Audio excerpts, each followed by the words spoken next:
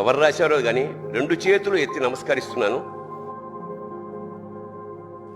అది చాలామంది వాట్సాప్లో వచ్చి ఉంటుంది. రాని వాళ్ళకి ఈ సందర్భం చాలా గొప్పది, నిజంగా హృదయాన్ని ద్రవింపజేసేది, సత్యం కూడాను. నాన్న ఎందుకో వెనకబడ్డాడు, అది శీర్షిక.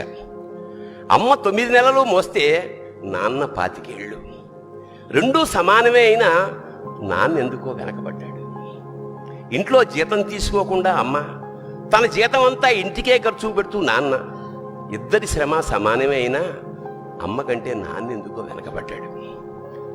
ఏది కావాలి అంటే అది వడ్డీ పెడుతూ అమ్మ, ఏది కావాలంటే అది కొనిపెడుతూ నాన్న. ఇద్దరి ప్రేమ సమానమే అయినా అమ్మకొచ్చిన పేరు ముందు నాన్న ఎందుకో బాగా వెనకబడ్డాడు.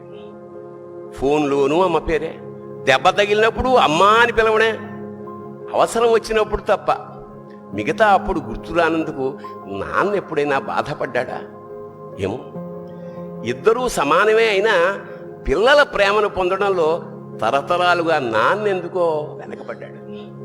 అమ్మకి మాకు బీరువా నిండా రంగురంగుల చీరలు బట్టలు, నాన్న బట్టలకు దండెం కూడా నిండదు. తనని తాను పట్టించుకోవడం రాని నాన్న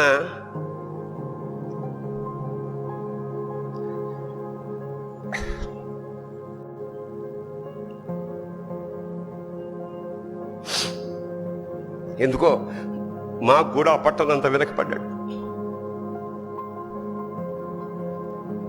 అమ్మకి అన్నో కొన్నో బంగారు నగలు, నాన్నకి బంగారం అంచున్న పట్టు పంచి ఒకటే. కుటుంబం కోసం ఎంత చేసినా తగిన గుర్తింపు తెచ్చుకోవడంలో నాన్న ఎందుకో పాపం బాగా వెనకబడ్డాడు. పిల్లల ఫీజులు ఖర్చులు ఉన్నాయి ఎప్పుడప్పుడు. ఈసారి పండక్కి చీర కొనొద్దంది అమ్మ. ఇష్టమైన కూర అని చెప్పి పిల్లలు మొత్తం తినేస్తే ఆ పూటకి పచ్చడి మెతుకులతోనే ఇష్టంగా తినే నాన్న. ఇద్దరి ప్రేమ ఒకటే అయినా మా అమ్మ కంటే నాన్న చాలా వెనకబడ్డాడు. వయసు మళ్ళాక అమ్మ అయితే ఇంట్లోకి పనికొస్తుంది, నాన్న ఎందుకు పనికిరాడని మేము తీర్మానం చేసుకున్నప్పుడు కూడా వెనకబడింది నాన్నే. నాన్న ఇలా వెనకబడిపోవడానికి కారణం ఆయన మా అందరికీ వెన్నెముక కావడమే. వెన్నెముక వెనక ఉండబట్టే కదా దన్నుగా నిలబడగలుగుతున్నాం. ఇదేనేమో నాన్న వెనకబడిపోవడానికి కారణం. శివోహం.